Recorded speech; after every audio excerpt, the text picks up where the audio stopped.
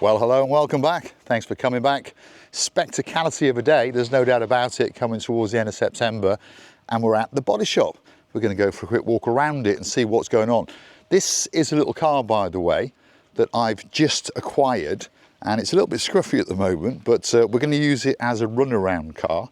And you know what? The ride on these rather bad roads is absolutely amazing. So it is a Kia, and it's a Sorento.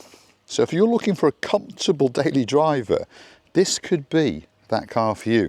Now it's got some scuffs, it's got some scrapes. There's a scuff on that corner. We're going to paint all the rear bumper, give it a bit of a polish. There's the odd nick, but you know, overall, it's not a bad looking car. Well, all right. It's not going to set the world on fire, but it's very, very comfortable, and that's the point. And quite cheap to run. Road tax in Cyprus here is only about 60 euros. Does around about 30-ish miles to the gallon, so around about what, 9 to 10 litres per 100 kilometres. So pretty good car to use as a daily driver, as a work car, that sort of thing.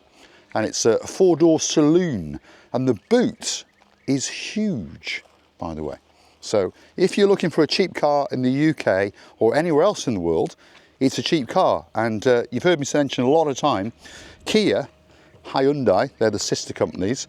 They're like Toyota and Honda, very, very reliable. Anyway, go on, let's go and have a look. Let's go and see what is going on in the workshop today and what has come in. We've got another hire car that's come in, a Skoda, and they're good cars as well, by the way. I do think Skodas have always been good cars. And this one's based on the Volkswagen Polo, isn't it? This is the Fabia. So if you've got a Volkswagen Polo, you're actually driving around in a Fabia, or if you've got a Fabia, you're actually driving around in a Polo or an Audi A1. Come on, let's keep going. We've got a Suzuki Vitara, and this one is the S model. So not that it's any quicker, but it's the sport model, so they say, and it's got all grip. What does that mean? Does that mean four-wheel drive? No, it means you push a button and it twiddles with the traction control and makes sure it doesn't spin around too much. But again, this is a car that I think that is quite a good looking car, and a very sensibly priced, jacked up little car. In Cyprus, you can buy one of these now from around about 27 euros, not 27, 27,000 euros brand new. In the UK, probably around about 27,000 pounds. And I do think it's quite a nice car. And again, it's Japanese, Suzuki, very, very reliable and practical at the same time. And I remember last year, or was it the year before, I went to Ayia Napa for 3 or 4 days with Marika, and we went in one of those, and it was like a vividly sort of greeny, metallic-y, purpley, stunning colour. So we travelled around about 160 kilometres, that's 100 miles, totally relaxed when we got out of it, and it was ideal for driving around the beaches and all those kind of things. So Vitara, Suzuki, remember that one. Come on, let's go and have a look. Let's get into the workshop and let's see what's going on. Now, we featured this one the other day, didn't we? And we've not done a lot to it apart from turned it round. But now we can get a better look at it. So like I say, this is one of those cars that a gentleman has bought in the UK. It's a crash written off, as we can see. And what we're going to do to it, well, we're going to fix the front bumper. We can plastic weld all this sort of stuff. Luckily for him, the light's not gone. The bonnet's got a bit of damage, which is going to be filled and realigned. He's got us a new wing, and he's got us a new door on the back, and then there's some dints up here as well. And if you come in over here, you'll see where a lot of the impact is in the rear pillar across the plastic on here, and it's had a big shunt in there. But again, luckily for him, the light's not gone. And there are a few bits and bobs in the back there, so there we are. And there's a few bits inside it as well if you look. See, there's one of his front wing, like I was saying, there's his wing. There's a new glass to go into the rear door, I think it is. Anyway, slowly but surely, we'll take you on that journey. And good pickup these, aren't they? They're called the T-Roc, Amarok, isn't it? Diesel engine, goes like the clappers, very fast, and for a pickup, very, very civilised. Here's another pickup, and this of course is one of the most popular pickups in the world. This is the Mitsubishi L200, And of course, they've done a tie-up again with a company called Fiat, and Fiat put their badges on this car as well, but all they do is literally put their badges on it. Same thing's happened to this one. It's come from the UK as a write-off, but of course, when it's re-registered in Cyprus, the write-offs, well, they vanish, shall we say. And on this side, we've got another one, you see? And this one is looking a little bit better than that one. And this one's in the bright red. And I do think that they are quite a nice looking truck, and they drive quite well. And of course, it became hugely popular in the UK when they came up with the Animal version. That was an updated engine, by the way. And can't remember what the other version was, but it was all over the place, wasn't it? But very, very popular pickup indeed. So if we walk round it, there's some damage somewhere. It's towards the back, isn't it? But nice pickup and a nice colour. Although red is possibly not the best colour for a very, very hot climate, but still a nice pickup.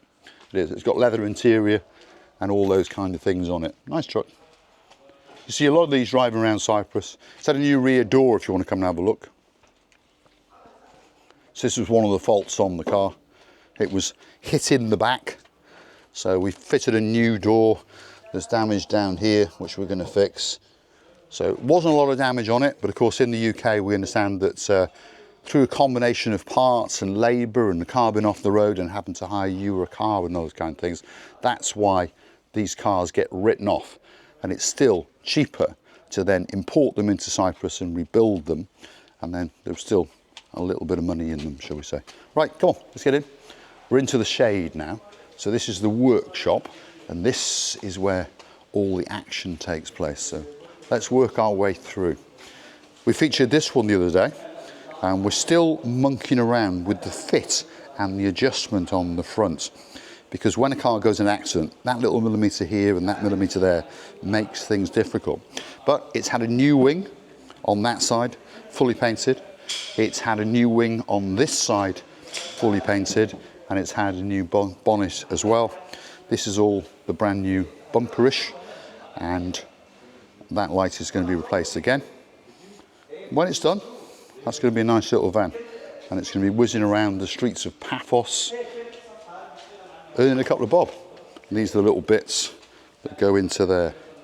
But so we're monkeying around with this car. The gentleman's pressurising us, so let's get on with it. Let's keep going. There's always something going on in the body shop. Here he is, hardest working man. Do you want to see this gentleman working? Watch this now. Come on.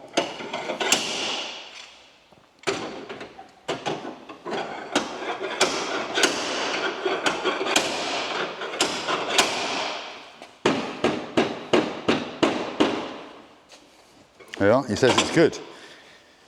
Is it Bumba? Not bad. Yeah, that's right. What was going on was when the door opened, it was catching the inner wing. Okay?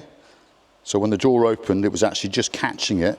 So we have put the puller round the back and pulled the wing that little bit.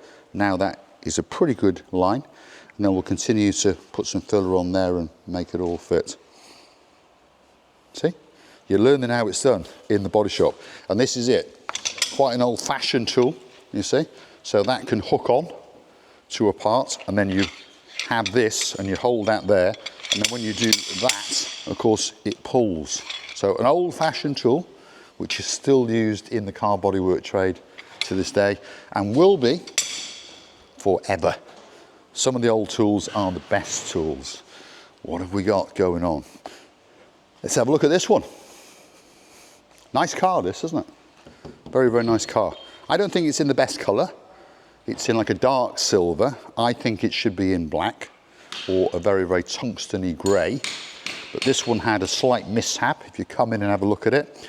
Luckily for the gentleman, he didn't smash the light. Otherwise, that would have cost him a couple of €1,000. But he creased the wing and the corner there. And we've pulled that out, ground all the paint off, if you understand, welded onto it and pulled it out, got that line back, bit of filler going in there, bit of filler going to go on there, bit of damage there. So we'll sand that down again, another skim of filler, then sand it down again, then primer it, and then hopefully we'll be able to paint it and it'll come back to as good as new. But just so you understand, if you're watching and you're worried about bodywork, when you paint that wing and that bumper, obviously that will then match. But unfortunately, even with computer-aided paint, you'll never get a match. So we will blend into the bonnet and we will blend into the door to make sure that the colour is all right, especially on a quality car like this.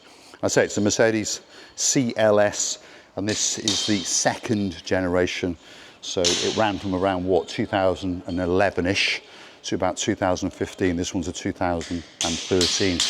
And this one's the 350. So what that means is it's got a 3-litre V6 turbo diesel engine, about 280 odd brake horsepower. Pretty quick car, to be honest. A nice car, very, very nice car. Right, let's have a look out here. Does anyone remember this one? Perhaps they don't know what it is. It's a Jeep. It's one of those little Jeep Renegades. And it had a front end. Back when the channel started, it was parked up over there in an early video before we started on it. And now slowly, we are bringing this car back to shape. We've had a new wing, we've got new lights, and we've put some new sections in down here. We've straightened out that actual arm, which was bent. Luckily, the engine is all right. We've got 2 new lights for it. The bumper is actually all right. What happened? It went back a little bit. But when it's done, it'll be a nice car. I think it's a nice colour, by the way. I mean, it's dirty, isn't it? But I think it's a nice colour. And it's that sort of jacked up little Jeepy thing, ideal for whizzing around in a town or in a city. Nice little car. Some people like them and some people don't they? But of course, it's actually a Fiat, and that's where the problems might start.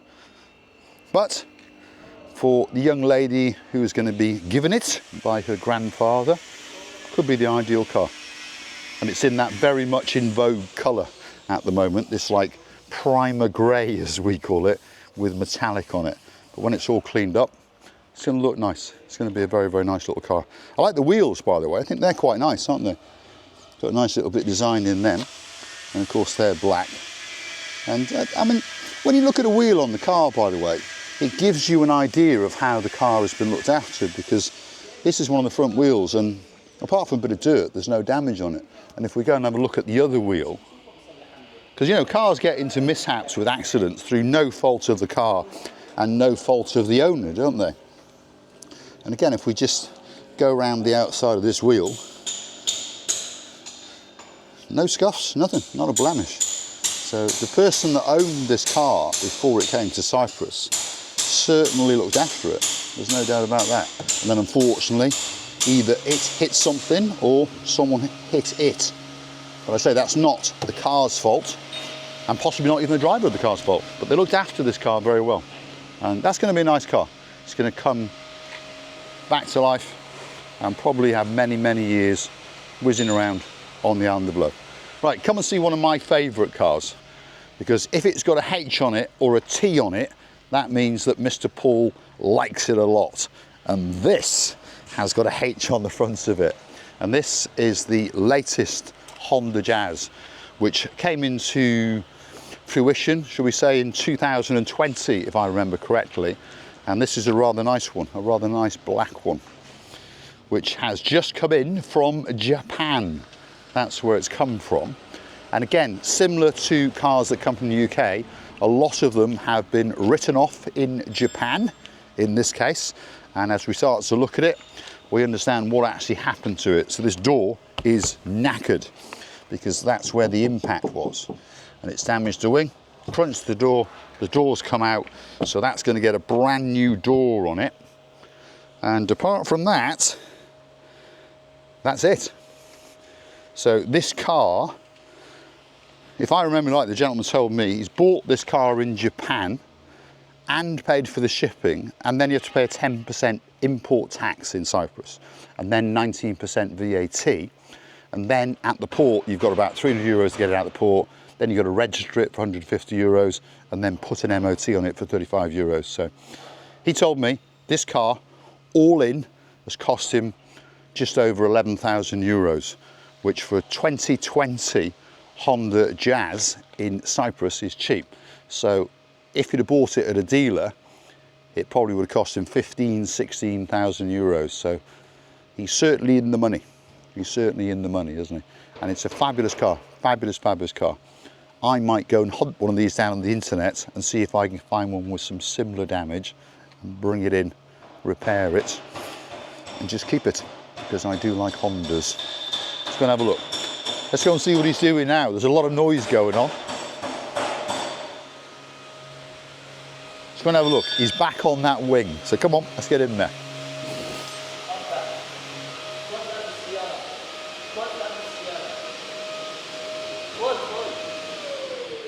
Is it Bomba? Bomba. Come on, get on with it. Let's get the cameraman in.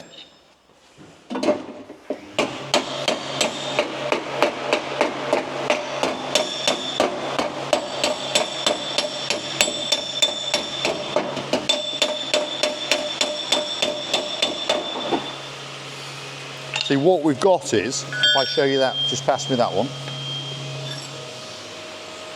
We're knocking it out, and then that goes on the inside to give us something to brace us on, and then we can knock onto it. So slowly, he's straightening up this area around here. And to be honest, that's already pretty straight. And then we've got to create that shape there. But this is a master at his craft.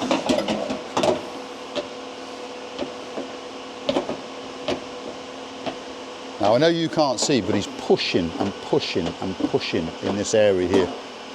Because the idea is to get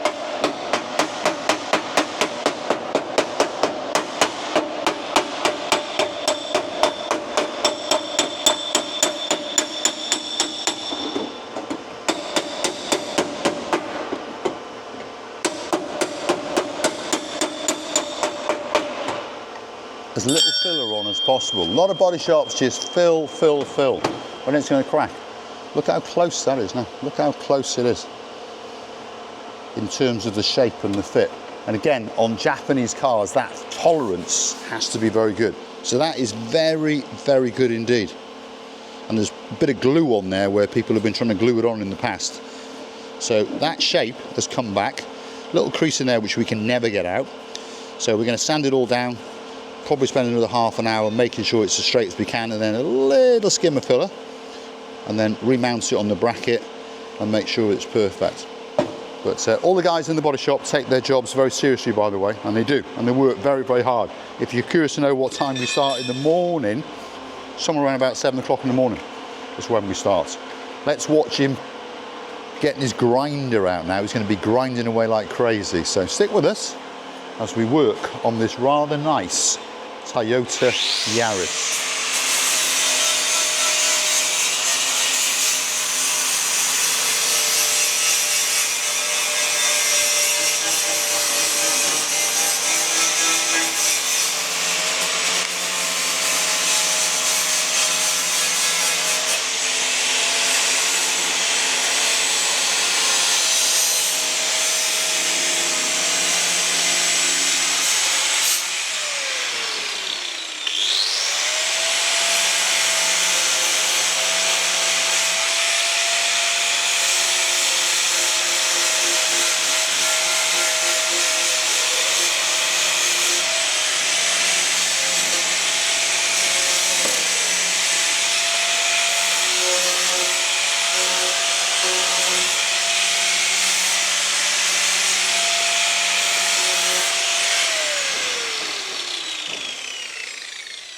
Starting to look pretty good.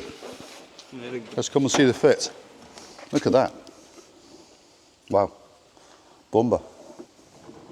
All we've got is a little dent there, isn't it? That's all it is. Yeah. So like I was saying, the idea is to get as little filler on as possible. That's not for us to save money, it's to make the job that little bit better. And of course then that filler can't crack or come off. But that shape now, I'm telling you, is absolutely perfect. It's left this little dink in there. So we're going to try and knock it in a bit, knock it out, knock it in, knock it out. The bumper's perfect.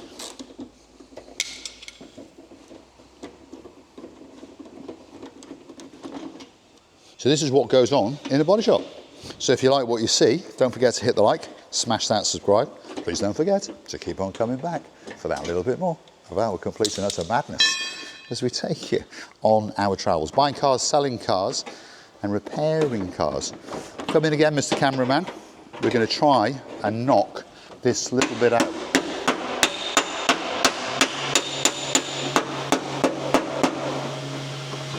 See, this is the bit coming right in. There's a little crease right in there, so we're knocking it out to knock it in the idea of bringing in that crease.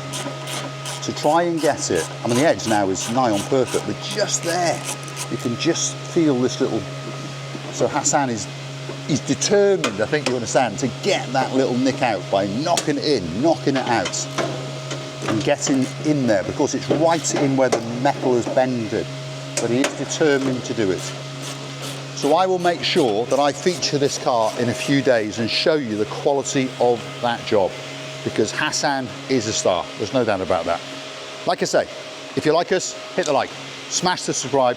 Please don't forget to keep on coming back for that little bit more of our Complete and Utter madness. We're on every Tuesday, every Thursday, and every Saturday. Let's finish. Here he is again.